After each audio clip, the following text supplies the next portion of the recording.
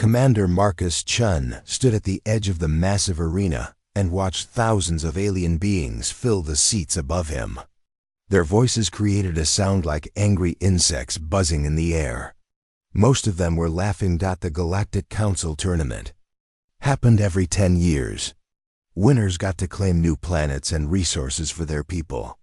Marcus represented humanity, and almost everyone thought this was a big joke. "Look at the human," said Admiral Vexthara from the Zephyrian Empire. Her blue skin sparkled under the arena lights as she pointed one of her 4 arms at Marcus. "He brings no war machines, no death rays. Just that simple metal suit and basic weapons." The crystalline beings from Nexer made sounds like breaking glass when they laughed. "Humans are too emotional," their leader said through a voice box that translated their mineral speech. "They cannot think clearly when stressed. This one will break in the first round." Marcus ignored them all. He checked his equipment one more time. His plasma rifle was old but reliable. His armor was thick but allowed him to move freely. Most important was the small computer on his wrist that his team had built specially for this tournament. The collective representative did not laugh. It never showed emotions.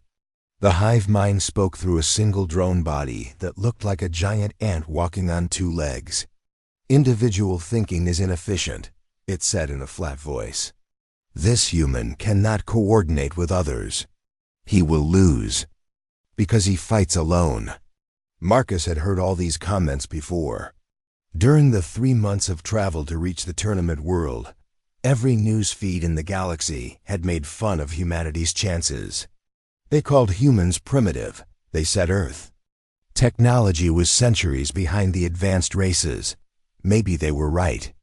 But Marcus had spent his whole life studying how humans won fights against stronger enemies. History was full of examples. Small groups beating larger armies. Weak nations defeating powerful empires. The secret was never to fight the way the enemy expected. The first phase of the tournament was technological innovation. Each species had to solve a series of engineering problems in a limited time. The goal was to show how advanced their science and technology were. Marcus watched the other competitors set up their equipment. The Draknari brought machines that could build entire cities in minutes. The Void Walkers had computers that calculated faster than most species could think. The machine race called the Builders created robots that seemed to work by magic. When Marcus's turn came, the crowd grew quiet. They expected him to fail quickly and provide entertainment. He walked to his assigned station and looked at the first problem displayed on the screen.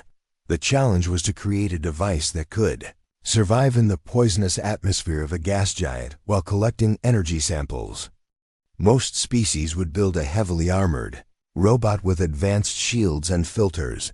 Marcus studied the problem for only 2 minutes. Then he started building something that looked like a simple balloon made of plastic sheets. The crowd began laughing. Again, "What is the human doing?" Admiral Vexthara asked her assistants. "That toy cannot survive in acid clouds." But Marcus was not finished. He attached small biological samples to his balloon device. These were bacteria from Earth that could eat almost any chemical and turn it into useful energy. He had modified them slightly using basic genetic tools. When testing time came, Marcus's balloon floated into the simulation chamber. The artificial gas giant atmosphere immediately began attacking everything inside. Heavy metal robots started dissolving. Energy shields flickered and failed. Marcus's balloon kept floating. The bacteria began eating the poisonous chemicals and producing power. Within an hour, his simple device was generating more energy than any of the complex machines built by advanced civilizations. The arena fell silent. "How?" the Nexari leader asked. "This should not be possible," Marcus smiled. "You all tried to fight the environment. I decided to make friends with it instead." The second phase was strategic warfare simulation. Each competitor had to command a fleet in a computer-generated battle. They faced the same enemy force using identical ships and weapons. Victory depended on tactics alone. Marcus watched the other competitors first. The Draknari used overwhelming frontal attacks. The collective coordinated perfectly but predictably. The Zephyrians relied on superior speed and firepower. All of them followed standard military doctrine taught in their academies. Their moves were logical and efficient. They were also exactly what the computer simulation expected. When Marcus took his turn, he did something nobody anticipated. Instead of attacking the enemy fleet directly, he sent his ships to capture a nearby asteroid field. The crowd watched in confusion as he began building mining equipment instead of preparing for battle. "The human has lost his mind," Admiral Vexthara declared. "He is not even fighting, but Marcus was fighting. Just not in the way anyone expected." He used the asteroids to create a maze of floating rocks and debris. When the enemy fleet finally attacked, they found themselves trapped in a three-dimensional labyrinth where their superior numbers meant nothing. Marcus picked them apart one ship at a time. His vessels hid behind asteroids and struck from unexpected angles. The enemy could not use their formation tactics because the rocks blocked their coordination. In 30 minutes, Marcus had won a complete victory without losing a single ship. The crowd was no longer laughing. The final phase was personal combat. Each species sent their greatest warrior to fight in single battle. The Draknari champion was 8 feet tall with natural armor and claws that could cut through steel. He had never lost a fight. Marcus was 6 feet tall and weighed half as much as his opponent. He carried only basic human weapons and wore simple protective gear. "This will be over quickly," the Draknari warrior said in perfect galactic common language. "I respect your courage, human, but you cannot win." Marcus nodded politely. "You are probably right, but I am going to try anyway." The fight began. The Draknari warrior moved like lightning, his claws flashing in the arena lights. Marcus dodged and rolled, always staying just out of reach. The crowd expected him to be torn apart within seconds, but something strange happened. The longer the fight went on, the more frustrated the Draknari became. Marcus was not fighting to win. He was fighting to survive, and humans were very good at surviving. Every time the warrior attacked, Marcus learned something new. How fast could those claws move? What happened when the warrior got angry? How long could that heavy body keep fighting at full speed? After 20 minutes, the Draknari was breathing hard. His attacks were slower. His perfect technique was getting sloppy because Marcus kept doing unexpected things, rolling between his legs, throwing sand in his eyes, using the arena walls to change direction in midair. "Fight properly," the warrior roared. "I am fighting." Marcus replied calmly, "Just not the way you want me to." In the end, Marcus won not by being stronger or faster, but by being human. He took risks that terrified other species. He kept fighting even when injured. Most importantly, he never gave up, even when defeat seemed certain. When the Draknari warrior finally collapsed from exhaustion, the entire arena sat in shocked silence. Marcus Chun, the human they had all mocked, had won the Galactic Council tournament. The victory ceremony took place in the Grand Hall of the Galactic Council. Marcus walked through doors that were 50 feet tall, designed to make visitors feel small and unimportant. Today, those doors opened for him as the tournament champion. Thousands of alien dignitaries filled the massive chamber. Their conversations created a low rumble that echoed off the crystal walls. Marcus could feel their eyes watching him as he walked down the long aisle toward the ceremonial platform. High Chancellor Mordun waited at the center of the platform. The ancient being looked like a tree made of metal, with branches instead of arms and glowing orbs for eyes. He had ruled the Galactic Council for over 300 years. "Citizens of the galaxy," the Chancellor's voice boomed through hidden speakers. "We gather to honor the winner of this cycle's grand tournament. According to our ancient laws, the champion may choose any single item from the Council's treasury of confiscated assets. The treasury was famous throughout the galaxy. It contained weapons that could destroy planets, technologies that could extend life for thousands of years, and territories that held entire star systems. Previous winners had claimed prizes that made their species wealthy and powerful for generations. Admiral Vexthara leaned forward in her seat. She still could not believe the human had won. "Watch him choose some primitive weapon," she whispered to her aide. "Humans always pick tools of violence." The crystalline Nexari representative made sounds like wind chimes in a storm. "Perhaps he will take the quantum computers," it said through its translator. "His species clearly needs help with logical thinking." Marcus ignored the whispers around him. He had spent the last 3 days studying the treasury catalog. The council had given him access to detailed records of every item. As was traditional for tournament winners, most people expected him to choose the Omega Cannon, a weapon that could crack a moon in half. Others thought he might take the Eternal Engine, a power source that never ran out of energy. The smart money was on the Nexus Gate, a device that could open doorways to any point in the galaxy. Marcus had read about all these prizes. They were impressive. They were also exactly what everyone expected a tournament winner to want. High Chancellor Mordun gestured toward a massive holographic display. Thousands of items appeared in the air above the ceremony platform. Each one glowed softly and rotated slowly so everyone could see it clearly. "Choose wisely, human," the Chancellor said. His metallic voice carried a hint of amusement. "This decision will shape the future of your species." Marcus walked closer to the display. The crowd grew quiet as they waited to see what the unexpected champion would pick. He moved past the weapons section without stopping. He ignored the advanced technologies and territorial claims. Finally, Marcus stopped in front of a small section marked as biological assets.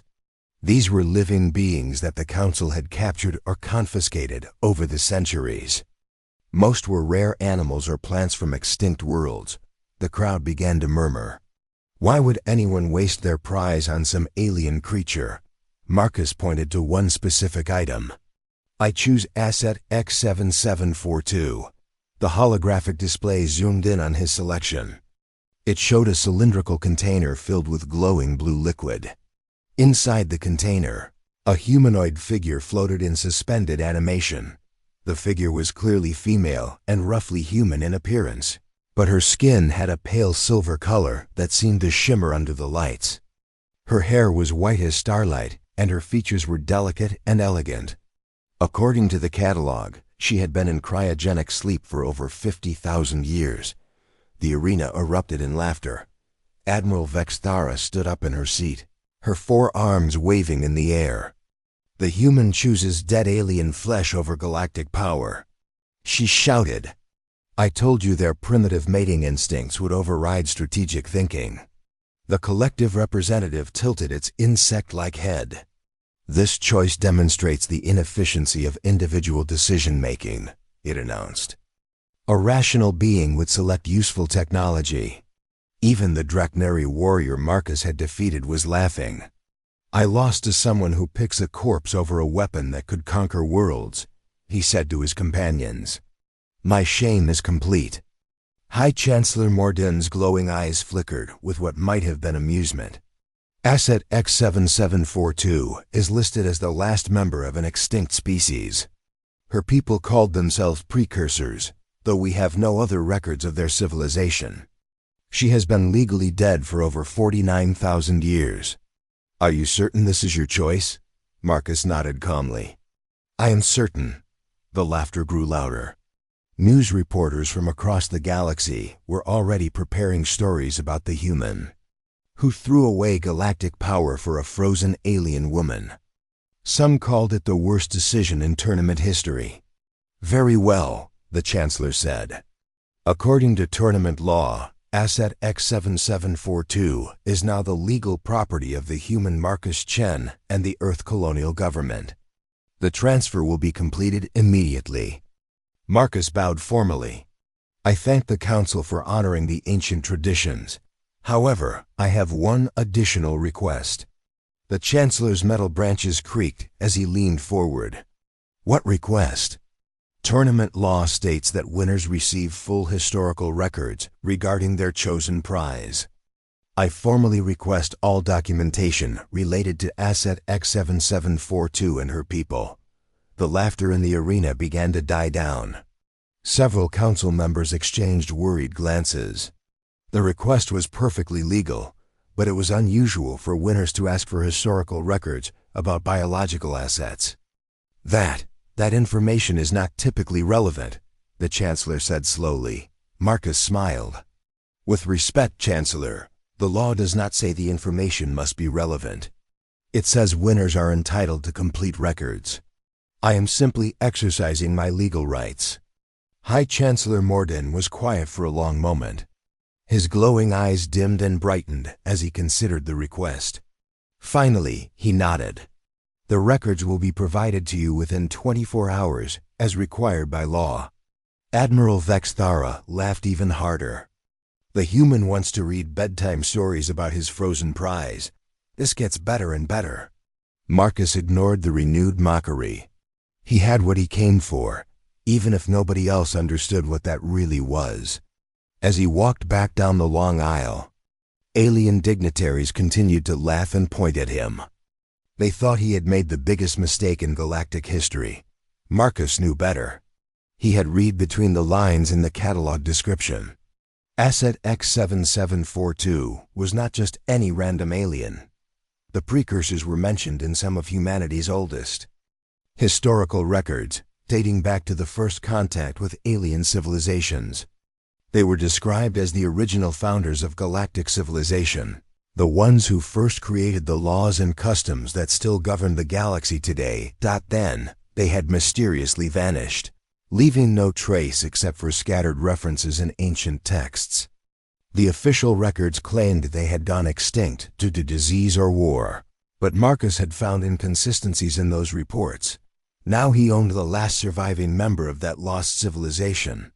More importantly, he was about to receive historical records that might explain what really happened to her people and why the Galactic Council wanted everyone to forget they ever existed. As Marcus reached his ship, he could still hear the laughter echoing from the grand hall behind him. Let them laugh, he thought. They would not be laughing much longer. Within hours, the cryogenic container was safely aboard his vessel. Marcus stood in the medical bay and looked at the sleeping figure inside the blue liquid. She looked peaceful, almost as if she were simply taking a nap instead of being frozen for thousands of years. Soon, he said quietly. Soon you will wake up, and then we will learn the truth. Behind him, his communications officer approached with a data pad. Commander, we have received the historical files from the Council. There are over 10,000 documents. Marcus took the pad and began reading. What he found in those files would change everything he thought he knew about the galaxy. The Galactic Council had been lying to everyone for 50,000 years. Dr. Sarah Kim worked carefully at the medical controls in Marcus's ship. She had spent 2 days studying the cryogenic container and its ancient systems. The technology was far more advanced than anything humanity had ever seen, but she thought she understood how it worked. Are you sure about this? She asked Marcus for the 3rd time. We do not know what might happen when we wake her up. She has been frozen for 50,000 years. Her brain might be damaged. Marcus stood beside the container and looked at the sleeping woman inside. He had spent the last 48 hours reading the historical files from the Galactic Council. What he found there had kept him awake for 2 straight nights. We have to try, he said. The records show that her people were not just another alien species. They were the original rulers of this galaxy. Everything we know about galactic law and government came from them. Dr. Kim checked her instruments one more time. The revival process will take about 6 hours. Her body temperature has to rise slowly, and we need to restart her biological functions one system at a time. If something goes wrong, it will not go wrong, Marcus said with more confidence than he felt. Begin the process.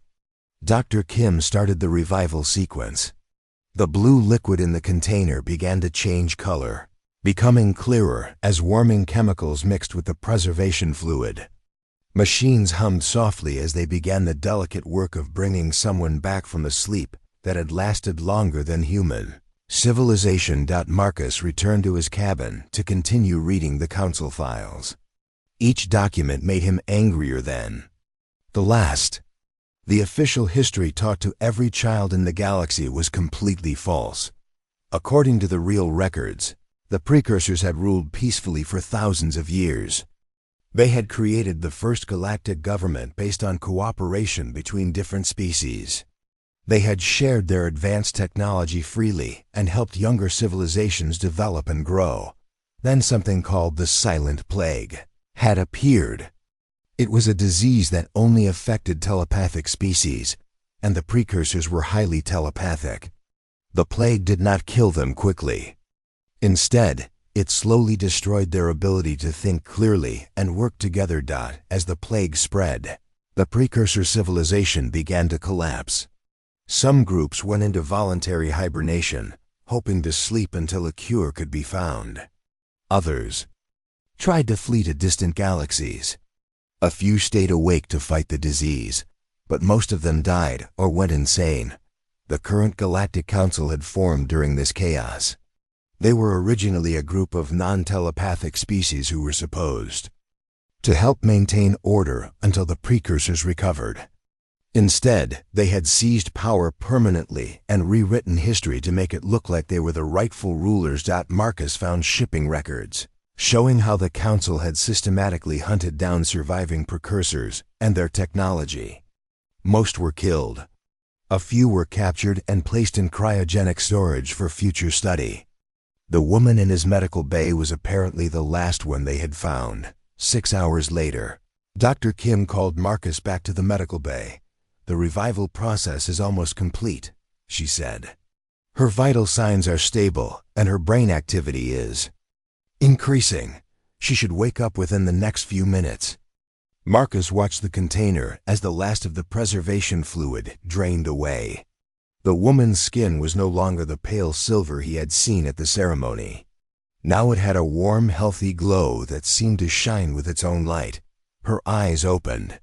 They were unlike any eyes Marcus had ever seen. They seemed to contain tiny stars that sparkled and moved like a miniature galaxy. When she looked at him, he felt as if she could see straight into his thoughts. The woman sat up slowly and spoke in a voice that sounded like music. The words were in a language Marcus did not recognize, but somehow he understood their meaning. How long? She asked. 50,000 years, Marcus replied. She was quiet for a long moment, processing this information. Then she looked around the medical bay, taking in the human technology and equipment. You are not precursor, she said. Your species is unknown to me, yet you speak our ancient tongue. Marcus realized she was right. He was understanding and speaking her language without any translator device. I do not know how that is possible, he said. The woman smiled, and the expression made her face even more beautiful. It is a gift of my people. We can share language and knowledge through thought. I have taken your words from your mind and given you mine. What are you called? I am Marcus Chun. I represent humanity. What is your name? I am Lyra Astrian, last daughter of the High Council of Astranan, keeper of the Central Archive, guardian of the ancient laws. She paused and her expression grew sad. Though I suppose those titles mean nothing now, if 50,000 years have truly passed. Dr. Kim stepped forward with a medical scanner. I need to check your physical condition, she said in standard galactic common. Lyra tilted her head and listened to the strange words. After a moment, she nodded and spoke in perfect galactic common. I understand. Please proceed with your examination. Marcus stared at her in amazement. You learned our language in seconds. Your companion's thoughts are quite clear, Lyra said. She is concerned about cellular damage and neurological function.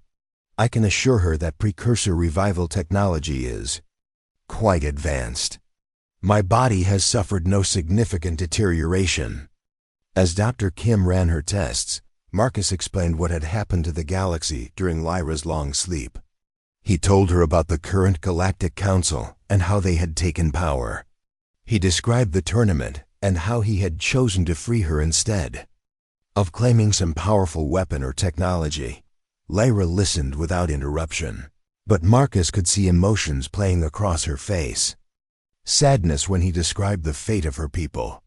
Anger when he explained how the Council had lied about precursor history. Surprise when he told her how humans had defeated the supposedly superior alien species in the tournament. "You chose to awaken me instead of taking the Omega Cannon," she asked. "That weapon could have made your species the most powerful in the galaxy." Marcus shrugged. "Powerful weapons do not solve real problems.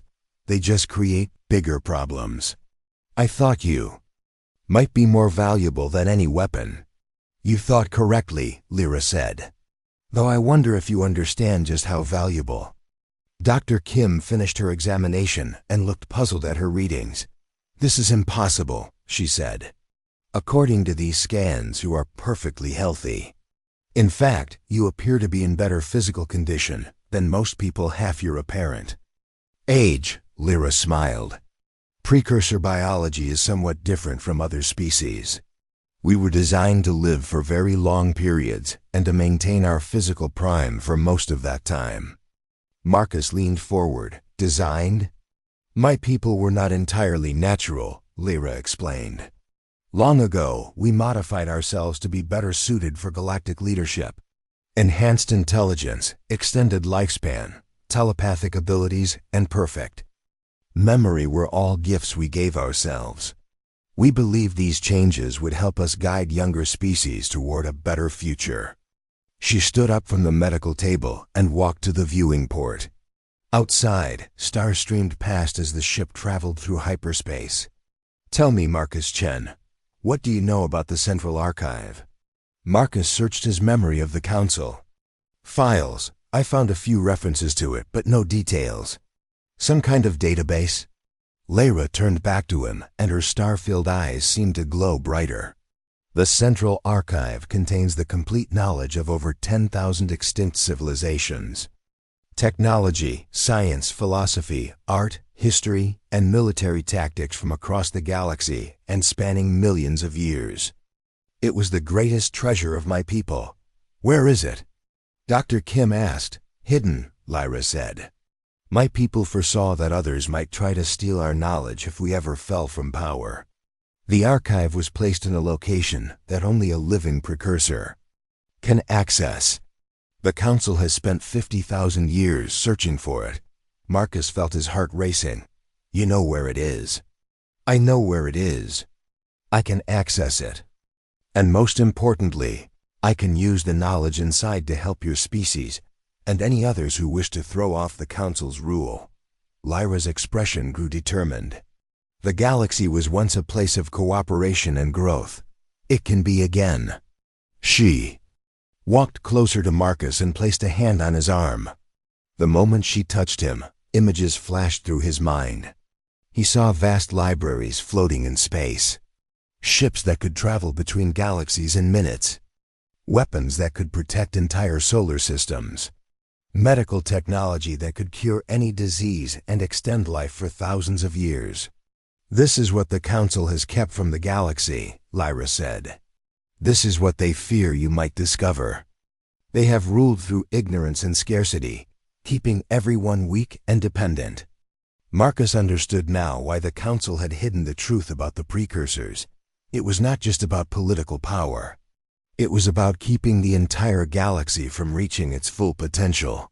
"What do we do now?" he asked. Lyra smiled, and for the first time since awakening, she looked truly happy. "Now, Marcus Chun, we show the galaxy what they have been missing. But first, I need to understand your people better. You defeated superior opponents through unconventional thinking. You chose knowledge over power. You took risks that other Species would never attempt. She moved to the computer terminal and placed her hands on the interface. Immediately, the screens began displaying information at impossible speeds. Admiral Vexthara stood in the Council's secret war room, her 4 arms moving quickly across multiple control panels. 3 weeks had passed since the tournament, and her initial amusement had turned to cold fury. The human and his prize were making her look like a fool. "Show me the latest reports," she commanded.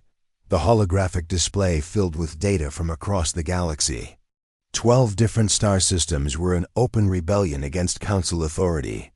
Mining colonies had stopped sending resources. Trade routes were being disrupted by mysterious technical failures. Most disturbing of all, ancient precursor technology was awakening on worlds that had been dead for thousands of years. High Chancellor Morgan materialized in the chamber as a shimmering projection. His metal branches cracked with tension. "The situation is worse than we feared," he said. "The woman the human chose is definitely Lyra Astrian. Our historical records confirm her identity." Admiral Vexthara felt ice in her veins. Every council member knew that name, even if they never spoke it aloud. Lyra Astrian had been the youngest member of the original Precursor High Council, known for her brilliant tactical mind and perfect memory of galactic law.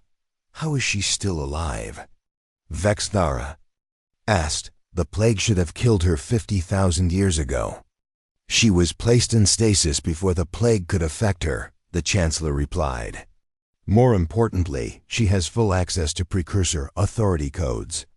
She has been systematically exposing our lies and awakening dormant systems throughout the galaxy." On the far side of the galaxy, Marcus and Lyra stood together on the bridge of a massive Precursor battleship.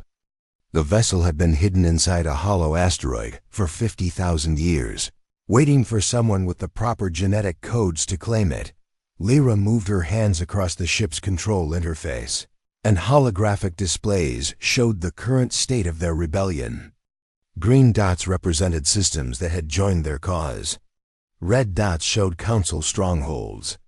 Yellow dots indicated worlds where the outcome was still uncertain. "The Caliph system has declared independence," she reported to Marcus. "That gives U.S. control of 3 major shipyards and the largest fuel processing facility in this sector." Marcus studied the tactical display. His military training helped him understand the strategic implications, but he was still amazed by the speed of their progress. "How are we winning so quickly? 3 weeks ago, nobody even knew the truth about Precursor history." Lyra smiled and touched a control panel. The display changed to show communication networks spanning the galaxy. Information moved faster than warships, she said. "Every species in the galaxy has been lied to for 50,000 years. When you show them proof of the Council's deception, most choose freedom over slavery." She gestured to another section of the display. The Council kept detailed records of their crimes because they never expected anyone to challenge them. Tax records showing how they stole resources from developing worlds. Medical files proving they deliberately withheld cures for diseases that killed billions. Military reports documenting the systematic extermination of entire species who refused to submit. Marcus felt sick as he read through some of the files. The scope of the Council's cruelty was beyond anything he had imagined. How did they get away with this for so long? "Fear and ignorance," Lyra replied. "They convinced everyone that their rule was natural and necessary. They made species compete against each other instead of working together. Most importantly, they destroyed any records that might reveal the truth about galactic history." A communication signal interrupted their conversation. The image of Captain Sarah Kim appeared on the main screen. She was commanding a small fleet of human ships that had joined the rebellion. "Marcus, we have a problem," she said urgently. "Council forces are moving toward the Centauri colonies. Admiral Vexthara is leading a fleet of over 200 ships. If they reach our people, Double quotes. Marcus understood immediately. The Council was going to punish humanity for his actions by destroying innocent human settlements. It was exactly the kind of brutal tactic they had used for thousands of years. "How long until they arrive?" he asked. 18 hours, Sarah replied. "Our defenses cannot stop a force that size." Lyra was already working at the ship controls. "We can reach Centauri in 16 hours if we push the engines to maximum power," she said. "But we only have one ship. Even with precursor technology, we cannot fight 200 Council vessels." Marcus thought quickly. The logical choice was to let the Council attack Centauri while they focused on building their rebellion elsewhere. Saving those colonies would mean risking everything they had accomplished. But humans did not abandon their own people, even when logic said they should. "We go to Centauri," Marcus decided. "We find a way to stop them." Lyra looked at him with surprise and admiration. "That is not a strategic decision. It is an emotional one." "Sometimes emotions make better choices than logic," Marcus replied. "That is something my species learned long ago." The journey to Centauri took them through 3 different star systems.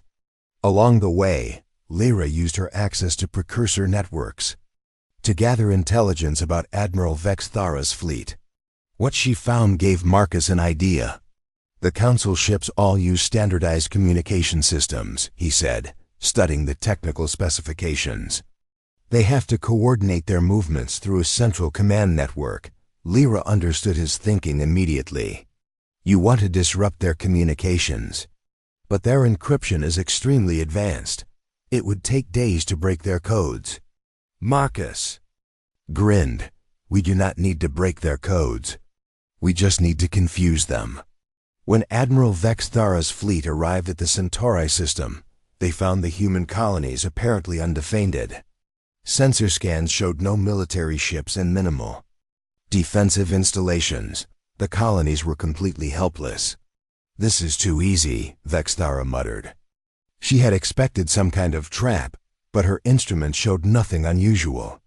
"Perhaps the human fled when he learned of our approach," suggested her tactical officer. Vexthara considered this possibility. It would be the logical choice. But Marcus Chun had not made logical choices so far. "Begin the attack," she ordered. "But stay alert for surprises." The Council fleet moved into attack formation and began their assault on the outer colonies. Plasma cannons fired in coordinated volleys, and the first human settlements began to burn. Then everything went wrong at once. Vexthara's command ship suddenly lost contact with half the fleet. Her communication systems were receiving dozens of different signals, all claiming to be legitimate orders from Fleet Command. Some ships were told to attack coordinates where other Council vessels were located. Others received orders to retreat immediately. "What is happening?" she shouted at her communications officer. "Unknown, Admiral. We are receiving multiple command signals on all frequencies. The system is overloaded with conflicting orders." Marcus and Lyra watched the chaos from their hidden position behind Centauri's largest moon. They had spent the last 16 hours preparing their surprise. Using precursor technology, they had created thousands of false communication signals that perfectly mimicked Council military protocols. "The beauty of centralized command," Marcus said as he watched Council ships firing on each other in confusion. "When you disrupt the center, everything falls apart." But their trick would not work for long. Admiral Vexthara was too experienced to be fooled for more than a few minutes. Already, some Council ships were switching to backup communication systems and trying to restore order. "Phase 2, Marcus announced. Lyra activated another system on their ship. Across the Centauri system, ancient precursor defense platforms began rising from hidden positions on asteroids and moons. The Council had never detected them, because they had been powered down for 50,000 years. Each platform contained weapons that made Council technology look primitive. Beams of pure energy lanced out across space, cutting through Council ships like paper.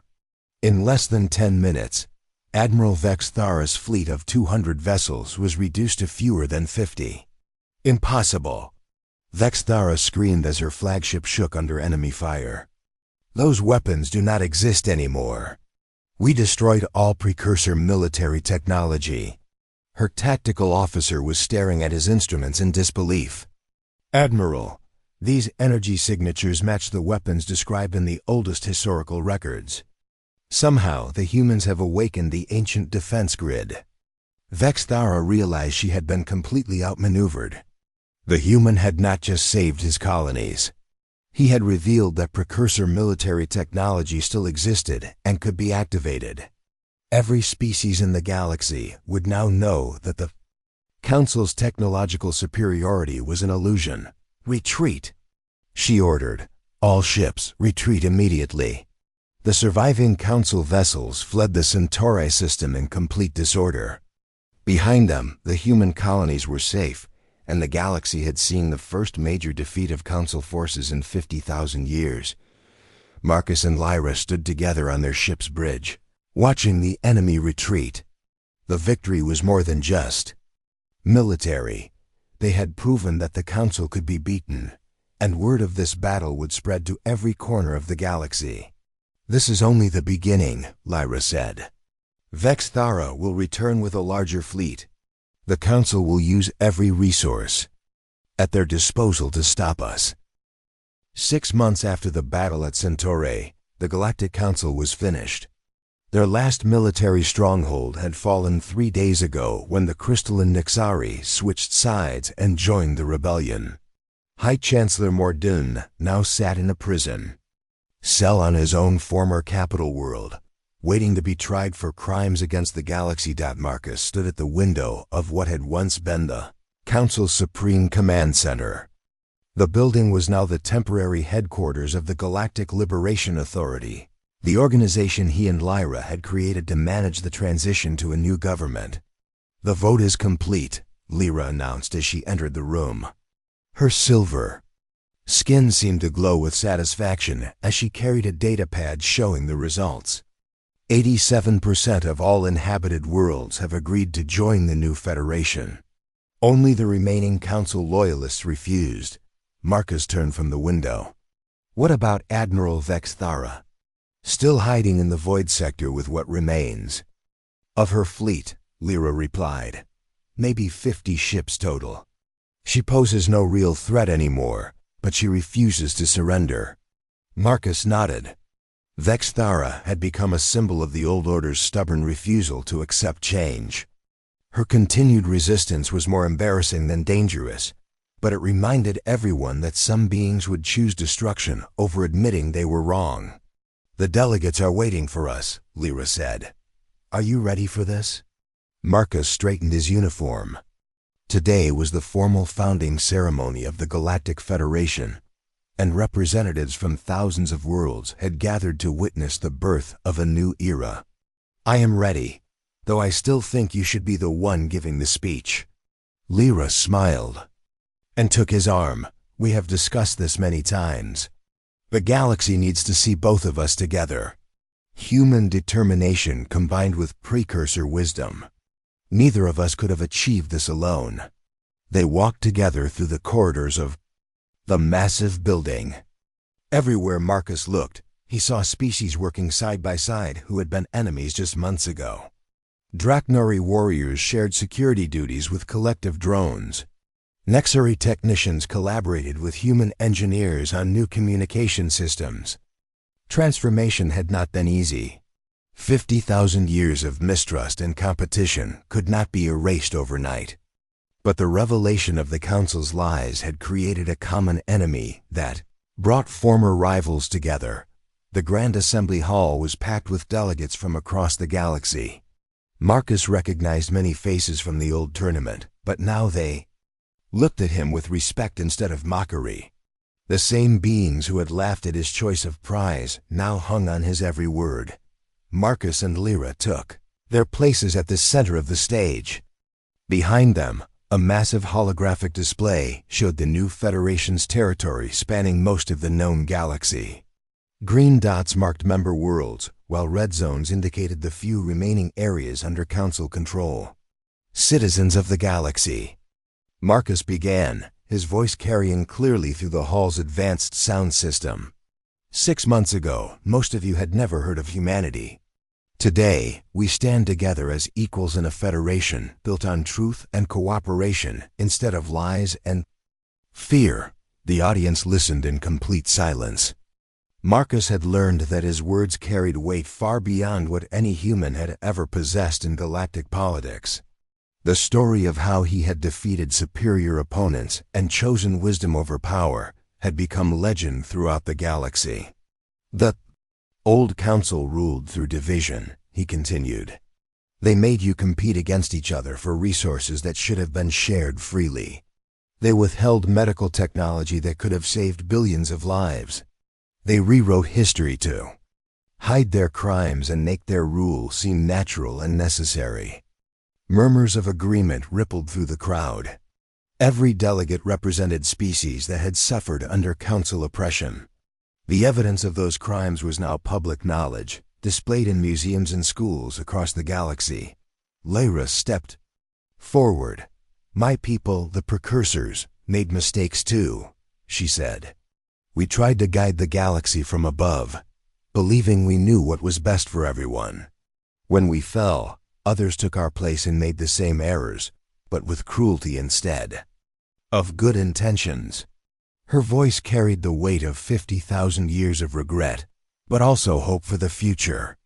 The Federation will not repeat these mistakes. No single species will rule over others. No one will be forced to follow laws they had no part in creating. Every world that joins us does so freely and maintains the right to leave if they choose. Marcus watched the delegates' faces as Lyra spoke. Many showed surprise at her words. The idea of voluntary membership in a galactic government was completely new. The Council had ruled through force and fear. The original precursor empire had been based on assumed superiority. But the Federation offered something unprecedented, true equality. The transition will not be easy, Marcus admitted. We are asking thousands of different species to work together despite millions of years of separate evolution and development. There will be disagreements and conflicts, but we will solve them through discussion and compromise, not through violence and oppression. He gestured to the holographic display behind him. The central archive that Lyra can access contains the knowledge of 10,000 extinct civilizations, medical technology that can extend life and cure any disease, energy systems that can power entire worlds without pollution, transportation methods that can connect distant galaxies. All of this will be shared freely with every Federation member. The impact of his words was immediate. Several delegates stood and began applauding. Others wept openly as they realized their species would finally have access to technologies that could solve problems they had struggled with for centuries. But Marcus was not finished. However, this knowledge comes with responsibility. We will not give advanced weapons to species that might use them for conquest. We will not share dangerous technologies with worlds that are not ready to use them safely. And we will protect the rights of less advanced civilizations to develop at their own pace. Lyra nodded approvingly. This had been one of their most difficult decisions. The precursor archives contained weapons that could destroy entire star systems and technologies that could fundamentally alter the nature of life itself. Making such power freely available would create chaos and suffering. The Federation Council will consist of representatives from every member world, Lyra announced. Decisions will be made by majority vote, with protections for minority rights. No single species or group of species will be able to dominate the others. She paused and looked directly at Marcus. Marcus Chen of Humanity will serve as the Federation's First Supreme Admiral, responsible for military coordination and crisis response. I will serve as Precursor Oracle, providing historical guidance and access to archive knowledge. These positions will be subject to regular review and democratic oversight. The formal voting began immediately. One by one, delegates from across the galaxy stood to announce their species' decision to join the Federation. The Draknari, despite their warrior culture, voted unanimously for membership. The logical collective calculated that cooperation would be more efficient than continued conflict. Even some former council species chose to join rather than face isolation. By the end of the day, over 90% of the galaxy's inhabited worlds had chosen to become Federation members. Only the most stubborn council loyalists refused, and they controlled less than 5% of galactic territory. Later that evening, Marcus and Lyra stood together on the observation deck of their new flagship. Through the transparent walls, they could see the lights of 1,000 different ships from 100 different worlds.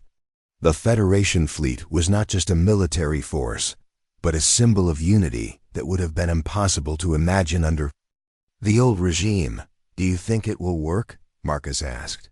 "Can we really create a galaxy where everyone cooperates instead of competing?" Lyra leaned against his shoulder and watched the stars. The precursors believed it was possible 50,000 years ago.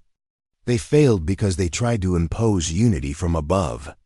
We are building it from below, with the free consent of every member. Marcus thought about the journey that had brought them to this moment. A year ago, he had been a colonial commander, worried about resource allocation for a few human settlements. Now he was responsible for the security of trillions of beings across thousands of worlds. "I still cannot believe you were considered worthless," he said. "The council called you a dead alien in storage." Lyra laughed, a sound like silver bells in the wind. They saw only what they expected to see. A primitive species that chose emotion over logic, sentiment over strategy. They never understood that those very qualities might be exactly what the galaxy needed. A communication signal interrupted their quiet moment. The image of Admiral Vecthara appeared on the observation deck's display screen. She looked older and more desperate than Marcus remembered. "This transmission is being broadcast to all Federation worlds," she announced. "I am Admiral Vecthara, last defender of Galactic Order. The humans and their alien puppet have deceived you all. Their promises of freedom and equality are lies designed to make you weak and dependent." Marcus started to respond, but Lyra placed a gentle hand on his arm. "Let her speak," she said quietly. "The galaxy needs to hear this." Vecthara continued her rant. "The council maintained peace and stability.